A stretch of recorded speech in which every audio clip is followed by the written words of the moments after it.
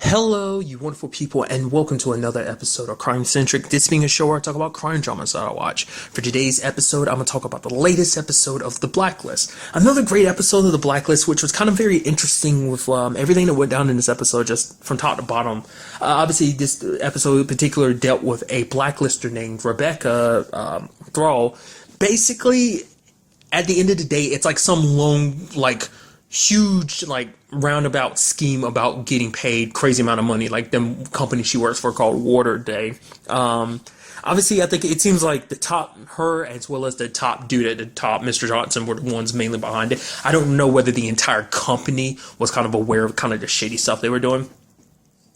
But essentially they would basically they handle like lump sum payouts, essentially, because basically there are people who are in situations where they get paid out for, like, you take the example of certain people in this episode, like the first guy, like it was a paint lead situation and he ended up getting a payout of like 500,000 is what he was supposed to get for what his condition and stuff like that.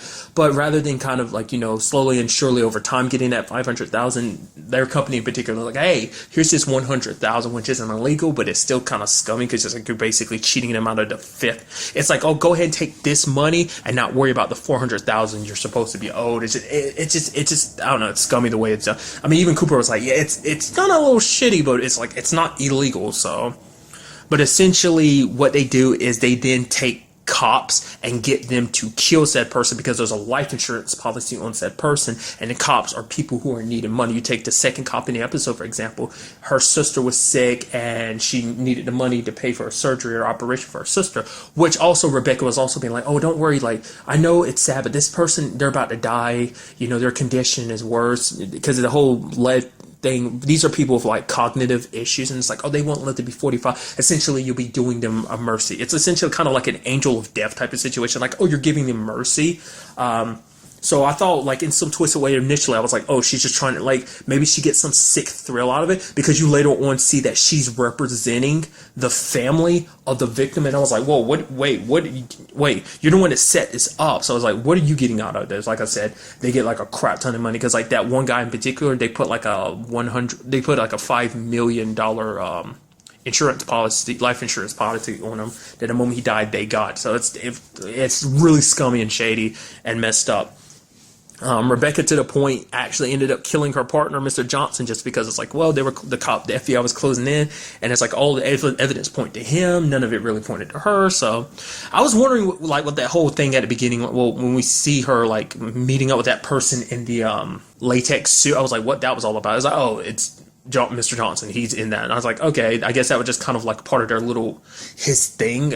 Whatever the case may be, it's such a small detail, I don't think it really matters in the grand scheme of things, but still. But I was wondering what that was all about, and that's just kind of like, it's really sad, that the situation came down to that. I mean, because even the second cop, because it's very interesting, because this particular situation kind of reflects Wrestler's situation to a certain degree, because he's a good cop who did something bad. I mean, these cops were particularly picked because they were good cops, because it looked less bad, in case of like some IA investigation or something like that. But it's like, that's why no one would really give a second look. It's like, oh no, these are good cops. They've never had any issues, no problem, nothing like this before. So it's like, and plus they pick people who have like criminal histories and stuff like that. So it's a little more viable of a lie, essentially. So, but I mean, obviously, Wrestler's kind of in a similar situation, being a good cop who did something bad. Because even like when the conversation came up about who this blacklist, whatever this whole scenario is, even he was like, no, good cops don't just kill people, which, it was him, projecting his own situation out there. So,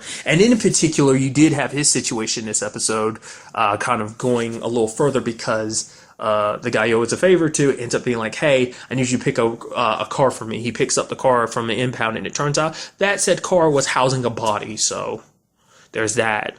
And he made Wrestler kind of do it now, even though Wrestler's in the middle of investigating, which is like, obviously that's going to become more and more of an issue, which is kind of messed up, because he ended up telling Liz the truth. Liz is like, oh yeah, what happened to your friend? Oh yeah, he had a body in there, and I had to pick it up, to get ready to dump the body. And they kind of joke about it, and it's like, well, I guess in a weird way, it's like he knew if he told the truth, they wouldn't believe him. They think it's some twisted joke, and I was like, wow. It always blows my mind when situations like that happen in TV, that by telling the truth, you completely avoid the situation. So it's like, it's so sad. Because it kept, but I mean, he's forced to because and the thing kept popping in my head throughout this whole situation. Why not go to anyone for help? In particular, you could go to the criminal that you know best. Because the crazy thing about it is, even Reddington walks up to him and is like, Donald. Prior to this, I used to think I used to hate people like you. Essentially, before I turned myself in, you guys who are just so all for the law and stuff like that. But he's like, now I realize that you keep order, you protect me, that you protect the innocents from people like me. And he's like, that the fact is that your ending desire to, just seek justice, do the right thing. He's like, he admires that about wrestling. He's like, if there's ever a point in time that you would need help, you can always call to me. Which wrestler's like, no, I'd never be in a position like, the cop who's being arrested in the episode. And he's like, oh yeah. He's like, I hope that day never comes. Which then in the back of my mind, I'm like, Reddington knows, doesn't he? But he's only going to help if wrestler asks, because he's not I don't know why wrestler won't do it. I might be out of a sense of pride, because it's like, yeah, he put himself in this situation. He's obviously not going to drag his friends, his colleagues, but more so than anything, it's pride, because out of embarrassment that he let this, it's just because shame for what happened. It was an accident, but the fact of the matter is, rather than coming clean, because he had just gotten his job back because of the whole, her manipulating him and getting him fired, essentially. And then now this, and it wouldn't have looked right. He probably would have never been able to keep his job, never keep being in a task force and stuff like that. But it's like, why not go to Reddington? Well, it's probably once again the pride thing. It's like, he always looks down on Reddington for doing what he does, being the criminal that he is. He's a means to an end, sure, but you're still a criminal scumbag. And it's like, if I align with you, even though I've aligned with you a few times, but this is my own personal situation, there's no way. I guess it makes it a little too real if he admits it to other people. So maybe that's another element to it. But I still believe Reddington knows, because Reddington knows a lot more than he ever let on, which is kind of interesting to me, but nevertheless. But obviously all that's kind of part of one part of the episode. The other part of the episode's effect is that Reddington owed someone known as Rivera weapons, to the point they broke into his hotel room, which I love. The fact is that he's like, oh yeah, that he got so comfortable with that. He spent so much time there that one of the ladies apartment place that he goes to, she's like, oh my god, come in, how would you like me, you and Gary go down to the pool and everything. And it's like, Gary just having a conversation. It's just like it just plays into that aspect that we all knew too well about Reddington. Is the fact is he's very charismatic, he's able to friend everyone. It's just, I don't know, I think it's because my dad's kind of like that, that I like that aspect about him. That I think that's what, aside from the criminal aspect, I think that's what kind of like that element about him just being able to be friends with everyone. I don't know. I think that just is something that reminds me of my dad. So I think maybe that's what that is. But basically, Reddington doesn't have guns. He doesn't have the money to buy guns, nor does he have a plane to kind of to pick up the guns and transport them. So basically, everything he does is like a long-wind attempt to fix that. He ends up going to Glenn, and I love the fact that Glenn is kind of laughing because you see Reddington sit beside this lady who's just chewing on some chicken, and he's just kind of like, and Glenn was like, yeah, he's like, I'm surprised. You kind of, Reddington's like, you let me go first. He's like, well, yeah, I saw how you looked. The fact is, after everything that went down, season 4, essentially, everything went down to season 4, he's like, yeah, you took quite a beating, and it just didn't feel right if I would just kind of mess with you a little. So he's just willing to help Red out, which Red buys the guns from a guy who the guy kind of talks a little big. He's like, oh, the fact of the matter is, I heard you kind of out of the game. I don't know how to, you always kind of ignored me, which Reddington's like, stop acting up so tough. You've been wanting to kiss me so you can essentially kind of get into the big leagues, because you make deals with Reddington, it kind of gets you in a big overall game of criminalism.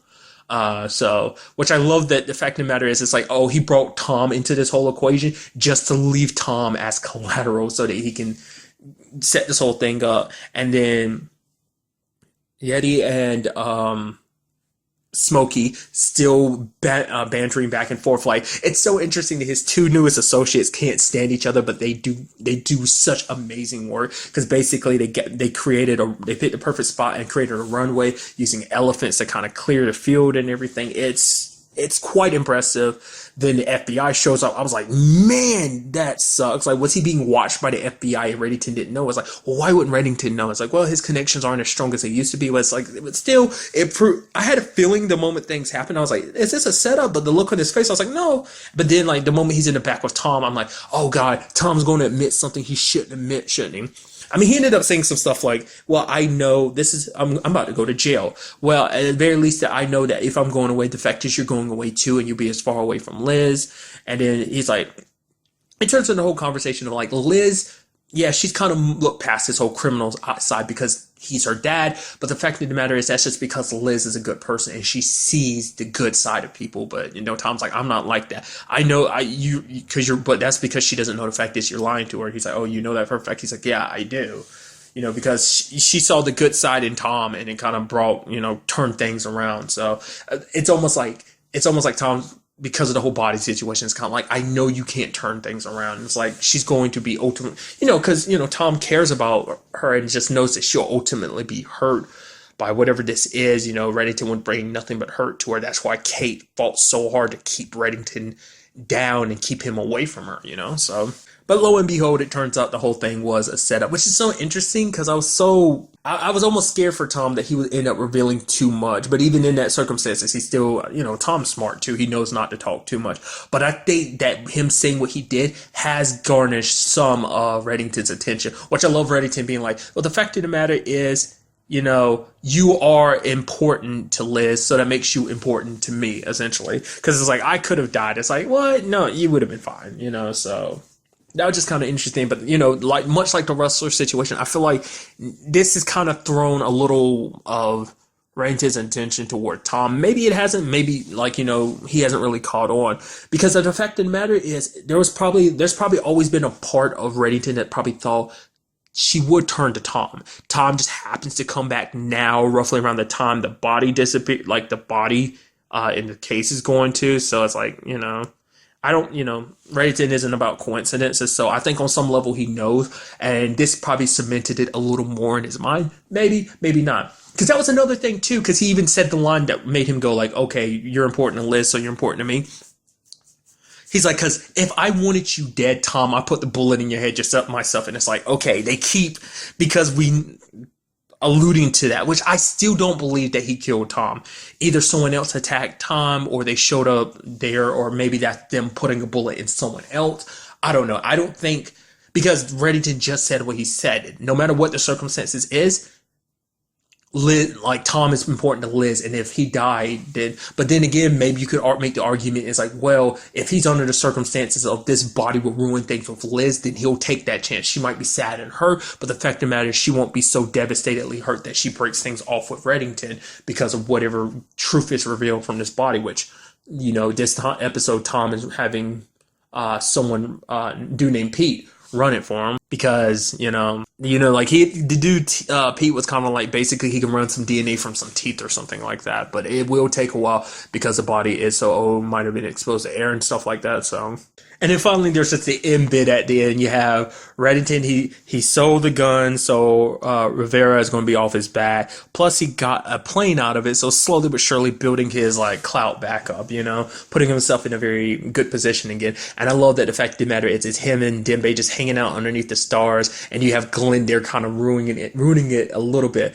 But you have Red just being like, all right, and handing him a beer and everything and just patting him on the back. It's like, oh, good job, I don't know. It's just nice because I don't think you ever see him and Glenn just hanging out like that. Because you had Rick be like, "Oh, Glenn, you got your money back, so you can go home now. You can go home now. Okay, you're just gonna stay here." He's like, "Nope." Oh, and he's farting up a storm, and it's like, "Oh, I know we have to worry about the mosquitoes, but we're just gonna have to leave the jet doors open now." And it's all right because I completely forgot about the fact is because of that whole situation. Reddington left the hotel he was staying at, so he doesn't actually have a place right now. So he is, apartment hunting, which I also completely forgot about. The fact is he didn't even tell Liz about that. He was just like, oh yeah, I decided to move on. He didn't even tell Liz about why this was because he ended up turning the dude that he was making the gun deals with over to the FBI, plus the whole Rebecca situation. So one blacklister and a gun arms person, obviously not telling anyone he's like, oh, nope, sadly he didn't have any guns, which makes you wonder what that whole Rivera situation was about the guns and everything too.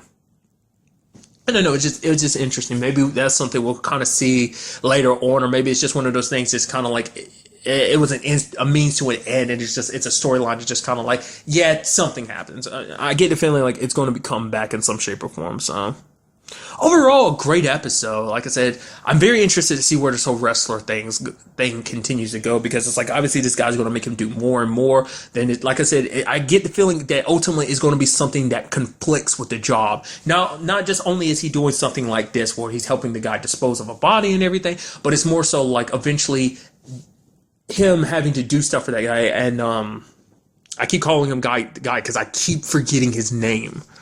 That and like something that a particular case he'll be working on in the episode will probably be connected. So having to balance them both, and ultimately wondering, will he go to Reddington or not? And when he does go, even if he does go to Reddington, will it be too late by then when everything kind of come out? You know, I'm curious to see where that goes and what steps Reddington has next to kind of continue rebuilding his empire. Because like I said, it's so interesting when you think about it, because it took him 20 years essentially to build his empire up to what it has basically been for most of the series.